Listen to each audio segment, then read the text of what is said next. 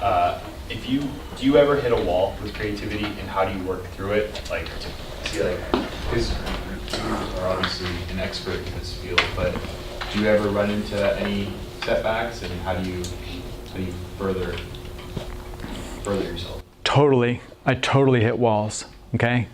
And let me give you an example. Like last week, so one of the things that I need to do in my speaking business is I have to, I have an online component where I have product funnels, people coming into them, right? I need to get emails out. So there's a lot of technology that I need to integrate. And that's hard for me. It can wear me down, right? I'm starting to farm it off to other people. Last week I was at a tech conference for this particular type of software called Infusionsoft. And I was going there to be inspired, but I felt overwhelmed because I'm like, gosh, if I try to do that, that's going to take this many hours, right? And I was just feeling confused. And I started to feel down. It's a conference of about 4,000 people. And so when I start to feel down, what I do, this is the technique that I do. I mean, sometimes like you, when you get down, it's hard to know, you start to feel that desire for death, right? Okay, it's just that sense of like, this sucks. You don't have motivation there. What I've learned to do when I start to feel bad, when I start to get aware of it, I go, okay, you're not feeling good. And so I allow that feeling to be there. Allow that feeling to be there, okay?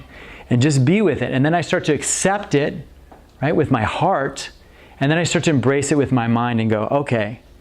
And here's the trick about being a creator. A creator doesn't mean that you're producing all the time. There are cycles going on, okay? So when you hit a low, the point of depression, okay, the point of sleep for that matter, is so that we can stop for a minute so that something new can enter our mind stream, right? If you have depression that goes over, weeks, months, years, that's chronic depression. But depression, you feeling down and low, is actually, if you look at it in terms of creativity, is a time when you're hibernating. Like think of the butterfly.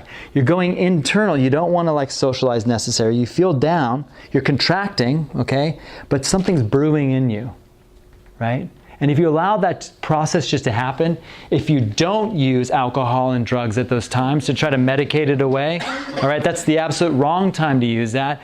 And literally, I was doing that. I was in a cafe and I actually wrote a love letter to myself, saying something like, Austin, I know you're feeling really bad right now. Like you don't know how to do this.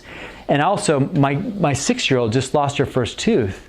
And I know as you're building these businesses, it's so hard to see your girls grow up so fast. You love them so much. And someday you're nurturing so that they can leave the house. It's just like, and here I'm in this cafe in the city. I was in Phoenix. I'm just crying, just writing. And it's okay. Because part of being a creator is having your full spectrum of emotions. There's a gal named Brene Brown who's like, you cannot selectively numb emotion. Right? If you try to numb out the lows, you'll numb out the highs. We have to learn to be resilient, okay? That's part of being a creator too. Thank you for that question.